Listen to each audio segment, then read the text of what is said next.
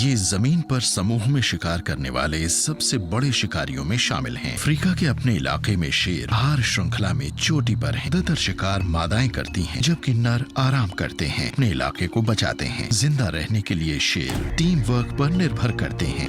एक मादा इनके ज्यादा से ज्यादा करीब पहुंचने की कोशिश करेगी और फिर एक घात में बैठे दूसरे शेर की तरफ दौड़ाएगी।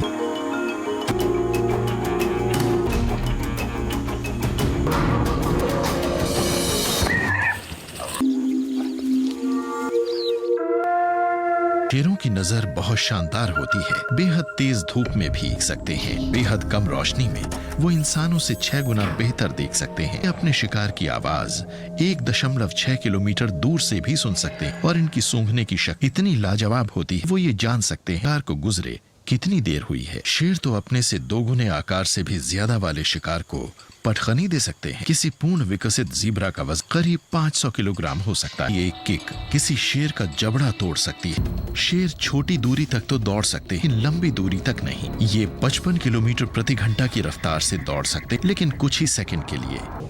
इसलिए ये मिलजुल कर अपने शिकार की तरफ अलग अलग कोणों से आगे बढ़ते हैं। ज़ीब्रा शेरों से दूरी बनाए रखना सीखते हैं, लेकिन एक ज़ीब्रा सफारी के पहले नियम का उल्लंघन करने वाला है। ये नियम है हमेशा समूह के साथ बने रहो।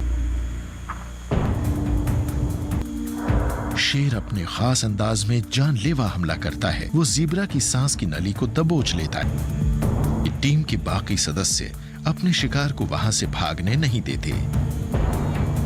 में मौजूद सभी विडाल वंशियों में सिर्फ शेर ही एकमात्र सामाजिक प्राणी है। खासकर रात के खाने के दौरान शिकार करने के बाद नर हमेशा पहले खाते हैं, उसके बाद मादाएं खाती हैं। बचा खुचा भोजन बच्चों को मिलता है और ये अक्सर पर्याप्त नहीं होता। इनमें से ज्यादातर बच्चे वयस्क होने तक जिंदा नहीं बचेंगे। शेरों को रोजाना 7 किलोग्राम तक भोजन चाहिए होता है, इसलिए हेड कहलाने वाले अपने झुंड को जिंदा रखने के लिए बराबर शिकार करते रहना होता है। लेकिन कुछ शिकार ऐसे होते हैं जिनके लिए पूरी टीम की जरूरत पड़ती है। बफलो सचमुच एक बड़ा शिकार। किसी शेर के मुकाबले बफलो का वजन 5 गुना हो सकता है। इसे काबू में करने के लिए शेरनियों को सदस्यों की जरूरत हो। प्राइड के नर का वजन किसी मादा के मुकाबले 2 गुना तक हो सकता है।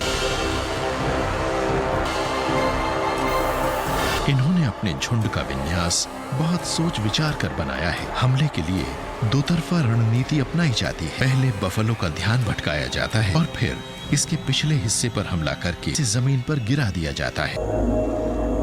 लेकिन अफ्रीका के ये सबसे बड़े विडाल वंशी हमेशा सुकून से अपना भोजन नहीं कर पाते। एक और जानवर इनका खाना चुराने की ताक में है।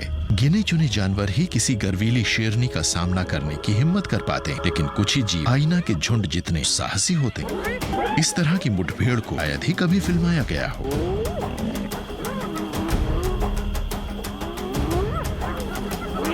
किसी घरेलू बिल्ली की तरह शेरनी एक पेड़ में शरण लेती है। ये इस बात का पक्का सबूत है हाइनास के इस झुंड ने जंगल की इस रानी को जान बचाने पर मजबूर कर दिया है।